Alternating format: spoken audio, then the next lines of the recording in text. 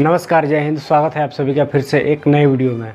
आज की इस वीडियो में हम जानेंगे होली कब से और क्यों मनाया जाता है, और साथ ही साथ ये भी जान लेंगे कि होली के एक दिन पहले होने वाला त्यौहार जिसको हम होलिका दहन बोलते हैं, वो चीज़ कब से मनाया जाता है और क्यों मनाया जाता है। पूरी जानकारी जानेंगे इस वीडियो में।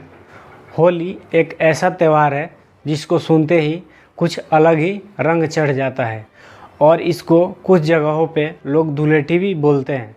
तो आइए जान लेते हैं होली और होलिका दहन कब से और क्यों मनाया जाता है। वीडियो स्टार्ट होने से पहले चैनल को सब्सक्राइब करके बेल आइकन को ऑल में दबा दीजिएगा। तो चलिए वीडियो करते हैं स्टार्ट। होली रंगों का तथा हंसी खुशी का त्यौहार है। यह भारत का एक प्रमुख और प्रसिद्ध त्यौहार है जो आज विश्व भर में मनाया जाने लगा है। रंगों का त्यौहार कहा जाने वाला यह पर्व पारंपरिक रूप से 2 दिन मनाया जाता है। यह प्रमुखता से भारत तथा नेपाल में मनाया जाता है। यह त्यौहार कई अन्य देशों में, जिनमें अल्पसंख्यक हिंदू लोग रहते हैं, वहाँ भी धूमधाम के साथ मनाया जाता है।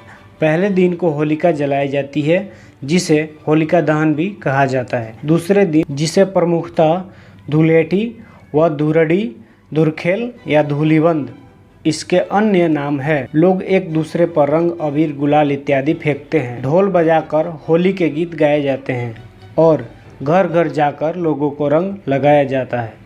ऐसा माना जाता है कि होली के दिन लोग पुरानी कटुता को भुलाकर गले मिलते हैं और फिर से दोस्त बन जाते हैं। एक दूसरे को रंग और गाने बजाने का दौर दोपहर तक चलता है। इसके बाद स्नान करके विश्राम करने के बाद नए कपड़े पहनकर शाम को लोग एक दूसरे के घर मिलने जाते हैं, गले मिलते हैं और मिठाइयाँ खिलाते हैं। राग रंग का यह लोकप्रिय पर्व वसंत का संदेशवाहक भी है। राग अर्थात संगीत और रंग तो इसके प्रमुख अंग है ही, पर इनको उत्कर्ष तथा पहुँचाने वाली प्रकृति भी इस समय रंग बिरंगे यौन के साथ अपनी चरम अवस्था पर होती है। फागुन माह में मनाए जाने के कारण इसे फागुनी भी कहते हैं।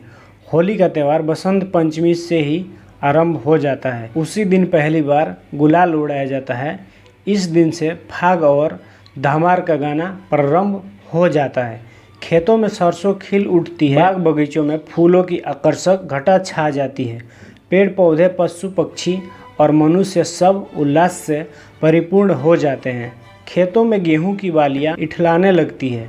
बच्चे बूढ़े सभी व्यक्ति सब कुछ संकोच और रूढ़ियां भूलकर ढोलक, झाल, मंजीरों की धुन के साथ नृत्य, संगीत व रंगों में डूब जाते हैं। चारों तरफ रंगों की फुहार फूट पड़ती है। होली के पर्व से अनेक कहानियाँ जुड़ी हुई है। इनमें से सबसे प्रसिद्ध कहानी है प्रहलाद की। माना जाता है कि प्राचीन काल हिरण्यकश्यपु का नाम एक अत्यंत बलशाली असुर था। अपने बल के अहंकार में वह स्वयं को ईश्वर मानने लगा था। उसने अपने राज्य में ईश्वर का नाम लेने पर ही पाबंदी लगा दी थी। हिरण्यकश्यपु का पुत्र प्रहलाद ईश्वर भक्त था। प्रहलाद की ईश्वर भक्ति से क्रुद्ध होकर हिरण्यकश्यपु ने उसे अनेक कठोर दंड दिए थे, परंतु उसने ईश्वर की भक्ति का मार्ग न छोड़ा। हिरण्यकश्यपु की बहन होलिका को वरदान प्राप्त हुआ था कि वह आग में भस्म नहीं हो सकती है। हिरण्यकश्यपु ने आदेश दिया कि होलिका प्रहलाद को गोद में लेकर आग में बैठे।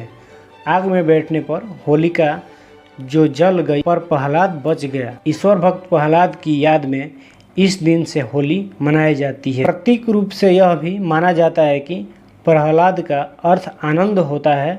वैर और उत्पीड़न की प्रतीक होलिका जलती है। वैर और उत्पीड़न की प्रतीक होलिका यानी जलाने की लकड़ी जलती है, और प्रेम तथा उल्लास का प्रतीक प्रहलाद यानी आनंद अक्षुण्ण रहता है। होलिका दहन की मुख्य कथा। होली से संबंधित मुख्य कथा के अनुसार एक नगर में हिरण्यकश्यपु का नाम दानव राजा रहता था। वह सभी को अपनी पूजा करने को कहता था, लेकिन उसका पुत्र प्रहलाद भगवान विष्णु का उपासक भक्त था। हिरण्यकश्यपु ने भक्त प्रहलाद को बुलाकर राम का नाम न जपने को कहा तो प्रहलाद ने स्पष्ट रूप से कहा, पिताजी, परमात्मा ही समर्थ है, प्रत्येक कष्ट से परमात्मा ही बचा सकता है। मानव समर्थ नहीं है। यदि कोई भक्त साधना करके कुछ शक्ति परमात्मा से प्राप्त कर लेता है तो वह सामान्य व्यक्तियों में तो उत्तम हो जाता है, परंतु परमात्मा से उत्तम नहीं हो सकता। यह बात सुनकर अहंकारी हिरण्यकशिपु क्रोध से लाल पीला हो गया और नौकरों सिपाहियों से बोला कि इसको ले जाओ और मेरी आंखों के सामने से जंगल में सर्पों में डाल आओ। सर्प के डसने से यह मर जाएगा। परंतु प्रहलाद मरा नहीं, क्योंकि सर्पों ने डसा नहीं। प्रहलाद की कथा के अतिरिक्त यह पूर्ण राक्षसी ढूंढी राधा कृष्ण के रास और कामदेव के पुनर्जन्म से भी जुड़ा हुआ है। कुछ लोगों का मानना है कि होली में रंग लगाकर नाच गाकर लोग शिव के गणों का वेश धारण करते हैं तथा शिव की बारात का दृश्य मानते हैं। कुछ लोगों का यह भी मानना है कि भगवान कृष्ण ने इस दिन पूतना नामक राक्षसी का वध किया था। इसी खुशी में गोपियों और ग्वालों ने रास लीला की और रंग खेला था। एक अन्य कथा के अनुसार त्रेता युग की शुरुआत में भगवान विष्णु जी ने धूलि का वंदन किया था, इसलिए होली के इस त्यौहार को धुलेंडी के नाम से भी जाना जाता है। लकड़ियों व उपलों से बनी इस होली का दोपहर से ही विधिवत पूजन आरंभ हो जाता है। घरों में बने पकवानों का यहाँ भोग लगाया जाता है। दिन ढलने पर ज्योतिषिया द्वारा निकले मुहूर्त पर होली का दहन किया जाता है। इस आग में नई फसल की गेहूँ, बालियों और चने के होले को भी भूना जाता है। होलिका का दहन समाज की समस्त बुराइयों के अंत का प्रतीक है। यह बुराइयों पर अच्छाइयों की विजय का सूचना देती है। गाँव में लोग देर रात तक होली के गीत गाते हैं तथा नाचते हैं। सार्वजनिक होली मिलन। विदेश जर्मनी में होली मनाते हुए युवा होली से अगला दिन धूलिवंदन कहलाता है। इस दिन लोग रंगों से खेलते हैं। सुबह होते ही सब अपने मित्रों और रिश्तेदारों से मिलने निकल पड़ते हैं। गुलाल और रंगों से सबका स्वागत किया जाता है। लोग अपनी ईर्ष्या द्वेष की भावना भुलाकर प्रेम पूर्वक गले मिलते हैं तथा एक दूसरे को रंग लगाते हैं। इस दिन जगह जगह टोलियां रंग बिरंगे कपड़े पहने नाचती गाती दिखाई पड़ती है। बच्चे पिचकारियों से रंग छोड़कर अपना मनोरंजन करते हैं। सारा समाज होली के रंग में रंग जाता है। रंग खेलने के बाद देर दोपहर तक लोग नाचते और शाम को नए वस्त्र पहनकर सबसे मिलने जाते हैं। प्रीति भोज तथा गाने बजाने के कार्यक्रमों का आयोजित करते हैं। होली के दिन घरों में खीर, पूरी और पूड़े आदि विभिन्न व्यंजन खाद्य पदार्थ पकाए जाते हैं। इन अवसर पर अनेक मिठाइयाँ बनाई जाती हैं, जिनमें गुजियों तथा स्थान अत्यंत महत्वपूर्ण होता है।